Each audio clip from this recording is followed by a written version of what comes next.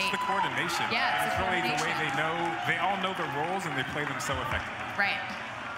So as we get set for our second set of elimination matches, it'll be the blue-ringed Octolings from Australia/New Zealand taking on Deadbeat from the USA. Let's take a closer look at Deadbeat and their journey here.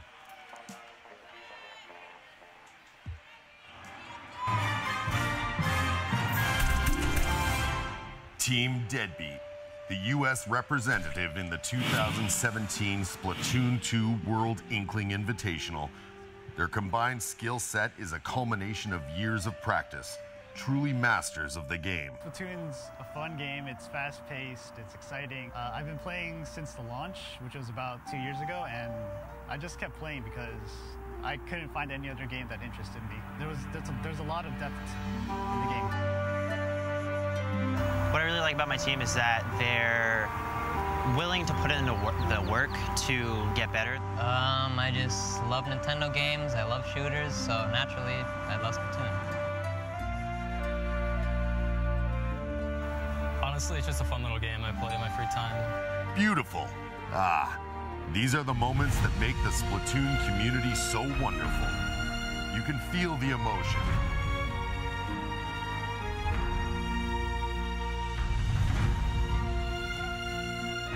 These four teammates get to know each other. The world waits with bated breath to see if they will bring the ink.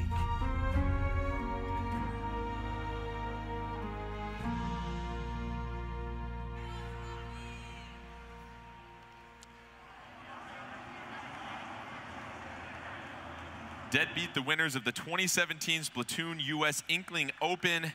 And Eric, we just got done watching the NBA Finals yesterday. We did. Golden State Warriors go 16-1 throughout the playoffs. Deadbeat, they go 16-1 throughout the US Inkling Open, so it shows you how dominant of a team they were in North America. Absolutely. You know, going into this tournament, I was like, man, Deadbeat all the way.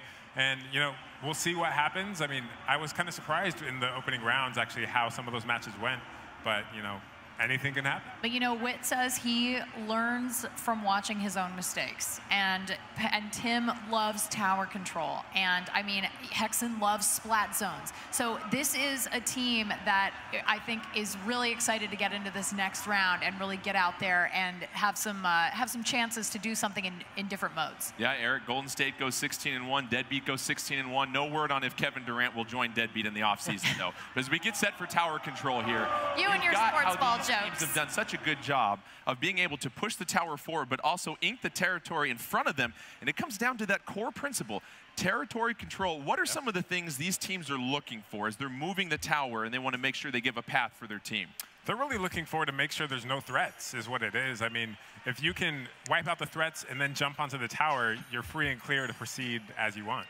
Deadbeat taking on the blue-ringed Octolings and our 2 versus 3 best of 5. We're going to start with some tower control on Starfish main stage. And this is one of those maps that we've talked about here, Ashley, where now that the tower's moving, it's not so much about dominating the middle of the stage, but understanding the track that the tower moves on. Yeah, you've got to know these maps inside and out. And these players don't really know them inside and out. They haven't had a terribly long amount of time to sort of learn the map. So, but they do, I think they're going to do just fine here. Blue-ringed Octolings in the yellow, Deadbeat in the blue, so try to keep that one straight. Blue-ringed Octolings with the Splatter Shot Pro, the Charger, the Roller, the Octobrush. Meanwhile, Deadbeat with that heavy Splatling, 2 splatter shots and a Charger. Nobody's claimed the tower yet, excuse me. Blue-ringed Octolings moving it to 98. 3-2 advantage on the field for them. And there goes Deadbeat in the blue, riding the tower. They're going to take the early lead as they approach the first checkpoint here, Ashley. Yeah, and Hexen's going right there after Latias, trying to get that Charger out of the way so that Tim can ride that tower and hold it through those checkpoints. Tim on the tower, advancing it to the second checkpoint, avoids the Stingray. Very nice job of him to hop off the tower, but then get back on before it resets. Meanwhile, using the middle pillar of that tower to avoid some damage. Wonderful move by Tim to hop off the tower and flank the Roller. Yeah, sometimes you just have to jump off the tower and defend, especially if your teammates are nowhere to be found. Now we are watching quite the effort by blue-ringed Octolings. They are pushing forward. They have gone onto their side. I heard a pachink. I love the pachink. Blue-ringed Octolings getting the tower to the first checkpoint, almost to the first checkpoint. However, that's going to get returned, so they still have to go back to that one. They didn't clear it. Meanwhile, Hexen trying to just get as much of the turf covered as he avoids an auto bomb, using those splat bombs, create a little bit of ink to move around, had the splash down, charge ready to go, but no! Latias with an unbelievable charge shot from afar. So good with those charge shots. That's the thing you're going to see on main stage. You're going to see a lot of charging action. You're going to see a lot of POV, a lot of high ground advantage, no matter if you're on the tower or somewhere else on the map. Wit using the sprinkler after the splashdown to seize control of the tower. It's going to return back to normal. Nobody claiming that in the middle quite yet. Meanwhile, Deadbeat trying to get a little bit of a push into blue-ringed Octoling territory. Hexen going to back up. Oh, there's a surprise Stingray that you avoid. Very nice avoidance by Hexen. Dealing with a little bit of paint. This ink coming down from the Slosher right now. Meanwhile, SpongeBob going to get splatted right there, and there is that ink storm right now on the field. The rain is coming down. They want to keep them out, but you know what? It didn't work. And Hexen, though, getting taken off the tower, so it's just sitting there all by itself, waiting for somebody like Bicky Bird to come in and jump on and take it over. Bicky Bird riding the tower. It goes back to the middle. However, Tim's going to get splatted by Bicky Bird and that Octo Brush. Bicky Bird trying to do some work. An Inkjet ready to go whenever she wants it, making sure to cover some territory, though, Ashley, not just rushing straight to that tower. That's right. So because they want to have these exit lanes, especially because there's so much toxic mist going around, you want to make sure that the ground is covered before you start making your push to get on the tower, because that toxic mist is going to hurt, and also it's going to slow you down. It's going to take down your ink. We talked about the leverage flanking points that you can take in the middle of this stage as power, using that heavy splatling to get the splat from above. And now, Deadbeat back on the tower. They want to push it to the second checkpoint and increase their lead over blue-ringed Octolings. Yeah, you can see power is actually just inking all of the areas in which blue-ringed Octolings can find a way in. Hexen misses a chance to flank a blue-ringed Octoling. However, Deadbeat going to try and advance it to the second checkpoint. They're almost through it. However, 2 seconds left on that checkpoint. That's critical. They make it. That was a huge clear. Won't stop next time. 1:30 left. 4-3 advantage on the field. 3 specials. They're going to the third checkpoint. What do they have to do here, Ashley, to get past? They've got to defend, and it looks like they're doing a really good job. Maddie Kuma gets stuck inside that ink storm. I mean, the toxic mist is so tough to survive, and there's the game. Deadbeat riding the tower, able to avoid a couple of flanking opportunities from blue-ringed Octolings. And we talk about the teamwork, making sure you communicate and you have your teammates there to help clear the way for the tower. That's right. Sometimes if you're not communicating, you might not even know. If you're the designated lane pusher, you might not even know the tower's so close to the end of the game. And so to be able to say, oh gosh, hey guys, we all got to come back, that's tough, especially when they're really pushing that tower pretty fast. We saw Deadbeat really get that initial lead, and Eric, there wasn't really a lot of opportunities that match for the blue-ringed Octolings to kind of get past that first checkpoint, and that's the variable of checkpoints now. You don't just get 4 open lanes of freeway to ride that tower. You've got to stop and slow down, and when you stop and slow down, you expose your team. Absolutely. That's where you need to really rely on the rest of your team to be doing the splatting so you have time to get past those checkpoints. You saw Wit there with something like 10 or 11 splats. I mean, that was absolutely huge. Wit with 11 splats and assists to go along with it. That results board will also show you how many specials were used, so that also gives you an idea of how often you were staying on the field, not getting splatted, charging that special meter. And we talk about some of the different abilities that these players are equipping, and a lot of them sometimes using that special charge up, but a lot of them focusing on mobility as well too. Yeah, I mean, like the mobility, I think, for tower control is more important than the specials. I think obviously Toxic Mist is a really strong special in tower control. I mean, it's so powerful. I think we're going to see that a lot in the competitive scene. But yeah, mobility, being able to jump on the, get on the tower, ride the side of the tower, jump off the tower and defend, get back on the tower. I mean, if you are really good at being mobile and jumping and avoiding and dodging, especially chargers like Latias, you're in good shape. Well, we saw that a lot of Stingrays being deployed, and these players doing a fine job of avoiding them, and you see them coming from surprise angles as well too, so very impressive. And so as we get set for this match, we're going to have splat zones on Muscle Forge Fitness, and we talk about that rock climbing pyramid in the middle of this map. And a lot of times, do you think that this is going to be a map, just like we saw in Inkblot Art Academy here, Eric, where you're going to want to stay at the highest point of this map to have a vantage point, even though the splat zone's there? Yeah, absolutely. I mean, having that elevation on everyone basically allows you to effectively communicate with the rest of your team, call out positions of enemies and everything else. And as we've continued to talk about Deadbeat and the decision by Power, he's so well known in North America for his ability with the charger. However, I saw him in the elevator this morning. He said, I think I'm going to go with that heavy splatling. And that just goes to show you how adaptable these players can be, Ashley. Yeah, I mean, and he's a long-range player, and the heavy splatling is a long-range weapon. So he's still in the same, he's still driving around the same neighborhood. He's not living at the same house, but he's in the same neighborhood. Let's get you started with action here. Blue-ringed Octolings in the green, Deadbeat in the blue, SpongeBob getting some work done, and an early control of the splat zone for the blue-ringed Octolings. However, it's going to be re-seized by Deadbeat, and you see the 4-second penalty applied. Yeah, that penalty can be really painful if you get really close to the end here and then lose the zone. But you can see it's only 4 seconds right now. Deadbeat with the zone, their loadout, you've got 2 splatter shots, a slosher, and a heavy splatling. Meanwhile, blue-ringed Octolings, they're down 4-2 on the field right now. They've got a couple of splatter shots, a charger, and an octo brush as Matty Kuma trying to get the one-on-one against Hexen, but no, Hexen getting some help from Tim, and there's that communication, Ashley, calling out where you're at and asking for some backup. Absolutely, and honestly, well, oh, I love that splashdown.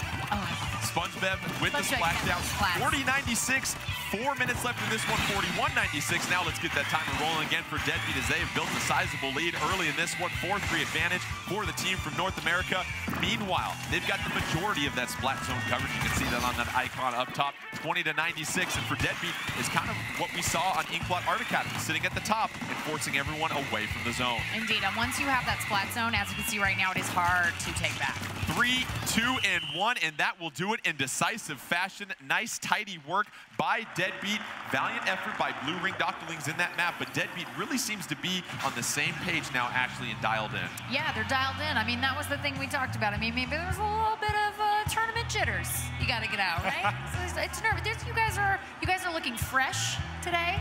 You guys are staying fresh out in the audience. That could be it's a little scary playing in front of so many people. Thank you. Well, we talked about the 16-1 record Deadbeat had in the U.S. Inkling Open. Their only loss in a match was Turf War. They went undefeated through all the other ranked matches, and so now that we've seen them in tower control and splat zones, they've really done a fine job of holding it down, Eric. Absolutely. One thing I want to point out really quick is that when the game is released, you can actually use the spectator mode that I'm using in private battles yourself. So you can, if people out there, if you want to host your own tournaments, you can actually use this to kind of follow the action with the camera. And if you practice enough, you might be as good as Eric. Yeah, Eric's doing a fine job with that camera work, giving a chance to really see where both the teams are. So right now, you've got Deadbeat with the 2-0 advantage. If they get this victory, it's a sweep of the blue-ringed Octolings, and they'll take on Dynamo. However, blue-ringed Octolings, they've played very solidly, just couldn't really swing the momentum these last 2 ranked matches. We've got Rainmaker now. If you're the blue-ringed Octolings, what do you want to focus in on as you get set for this match that'll be played at Inkblot Art Academy? I mean, I think I would expect Latias to have a charger. I would imagine that is going to be a very key part of their strategy to try to pick off people who try to run up and take the Rainmaker away. I definitely want to see more. I definitely want to see more slosher action from Wit. But if they can neutralize, I think, a slosher, and also I think if they can stay away from Power's heavy splatling, they might be in good shape here. Let's get set for our 3rd match in this best of 5 between Deadbeat and blue-ringed Octolings. Octolings inking for their squid lives as they are down 2-0. Meanwhile, Deadbeat tried to get the sweep and move on to the finals against Dynamo. Deadbeat going to be in the magenta. They're going to be with a loadout of 2 splatter shots, a slosher and a heavy splatling. Meanwhile, the blue-ringed Octolings in the turquoise. You've got a splatter shot, octobrush, splatter shot pro, and a charger to get things started. Let's take a look at SpongeBob. SpongeBob trying to go around, get the flank on Hexen. Fine job right there. Done. And that's going to be a bursted Rainmaker shield, and off to the races is blue-ringed Octolings early in this one. Yeah, and you're going to see Matty Kuma working that Rainmaker, but also SpongeBob making that lane, getting ahead. You can see right up there, making a lane, trying to make things happen for Matty Kuma, make it a little bit easier for her to get some splats. In a lot of these maps with Rainmaker, you are rewarded for going vertical. However, Deadbeat getting the fine splat on the Rainmaker, that's going to reset it back near the middle, though. Not a whole lot of push on the length of the map acquired by Blue Ringed Octolings right there. They have the 72-0 advantage, 4-3 on the field for Deadbeat this time. Yeah, I think they've tried twice to get up this this map here, and it's not working out too well for them. So I think maybe the next time they pick up the Rainmaker, we're going to see a little bit of a different strategy. Rainmaker up for grabs, nobody quite ready to grab it yet, and you want to make sure, Ashley, a lot of times we're seeing these teams show a lot of patience as far as not approaching the goal, the result, the most important thing of this map until they make sure that they've got turf covered where they need to go. Absolutely, and right now you're seeing Hexen trying to make a splashdown over on Latias because that's a key person to keep away from shooting at the Rainmaker. Witt's going to pick up the Rainmaker and go along the side in some area that has not been explored by Ink quite yet. However, the Blue Ringed Octolings converge on Witt and get the splat by the Stingray, 83-66. Rainmaker in one of those tight little corners, so expect a lot of action right there, Ashley. Yeah, Latias really taking that long-range Stingray. She's at the spawn point. 3-3 on the map right now as the Blue Ringed Octolings going to purposefully, though, hop into the water. Why would they do that there, Ashley? You hop in the water, you reset the Rainmaker. It goes right back to the middle. It moves there instantly, and so it's much quicker to just go ahead and sacrifice the squid and get that Rainmaker back in the middle. Right now, we see a lot of the action at the top of the map, but here comes Deadbeat Witt with that Rainmaker. Oh, and great defense by Blue Ringed Octolings, doing a fine job of sort of reading where Deadbeat wanted to go with that Rainmaker. Absolutely. I think that was the exact opposite of where they tried to go with the Rainmaker, and so I think both teams trying to take the same strategy, but you know, without that slosher, Witt was the one carrying that Rainmaker. Without that slosher, that is tough to move forward. And Deadbeat going to move into the lead, 55-66 by seizing the Rainmaker right there. SpongeBob going to go ahead and get the splat. And Ashley, sometimes we see these matches that are so back and forth, it's all about getting that critical extra 5 or 10 points to your score to get the advantage when you run out of time. It is. This is really close, and I think if Blue Ringed Octolings can move it just 10 more points, they'll be right there with them. And we have 2 minutes left, so anything can happen. Once again, you see the patience by Blue Ringed Octolings. They're going to go ahead and let that Rainmaker reset and just make sure they don't let anybody get behind them. Latias with that Charger doing a fine job of not giving up the back end to their team. Really great job of keeping an eye on all of Deadbeat, making sure no one can get around back and splat her teammates. That's the last thing you want. And Witt being patient, trying to make sure they've got an advantage on the field. A couple specials ready to go. It's now 3-3, 3 specials on the field for Deadbeat. Here come a couple of Tenta missiles raining down on the Blue Ringed Octolings. No splat there. Oh, there's a splat. However, Tim gets it on Matty Kuma. We've got 2-2 on the field. Minute 30 left, 55-66 advantage. Deadbeat, they're trying to burst that Rainmaker shield. And you notice there's an ink-proof ramp right there. That's going to slow things down, Ashley. Yeah, you're going to be popping up from that and having to walk up, which is really tough to do if you have the Rainmaker. 66-55 advantage. Deadbeat, 116 left, 2-2 on the field at this point. Matty Kuma trying to keep Deadbeat away from that Rainmaker. Latias just going to go and try and get it out of there, feeling the pressure from Deadbeat. Deadbeat putting some pressure. Tim with the critical splat. Tim with 2 critical splats right there.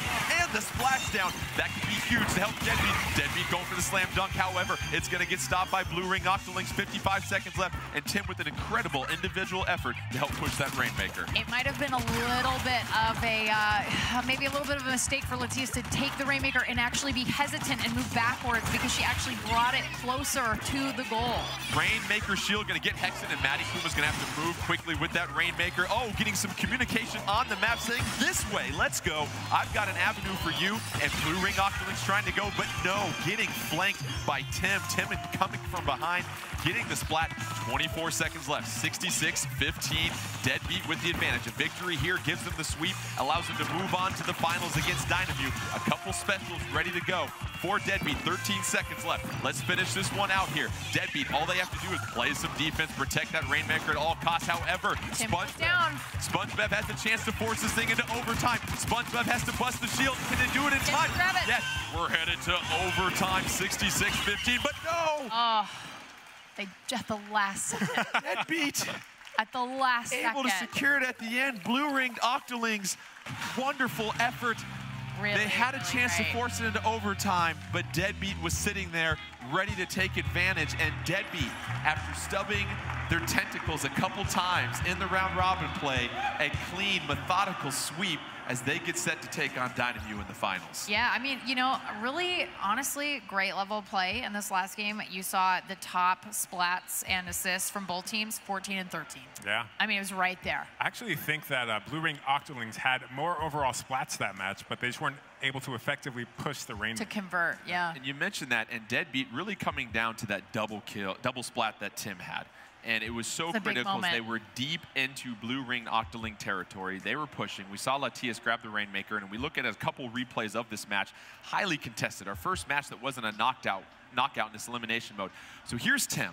Latias with the Rainmaker, trying to back up, keep some space from Tim, misses with the shot. Tim gonna get 1 splat on Latias, 2 splats on SpongeBev, and at that point, with this splashdown, that's gonna create so much ink for Deadbeat to push it forward. Yeah, I mean, I think definitely that last bit of time there where Latias has always, in Rainmaker mode, and also we saw in Tower Control, really doing a great job of crowd control, getting the opponent away from whatever the objective is. And so when Latias has the Rainmaker, who's doing crowd control?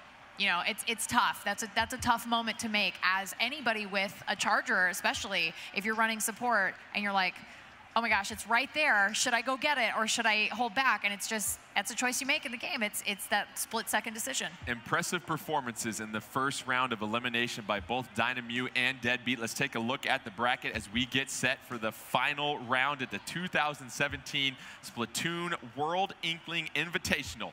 Dynamew, the champions from Japan, conquered over 900 teams. Deadbeat, meanwhile, really starting to find their footing. What will happen? Stick around after the break. We'll get you set for the finals as 2 teams battle it out at the 2017 Splatoon World Inkling Invitational.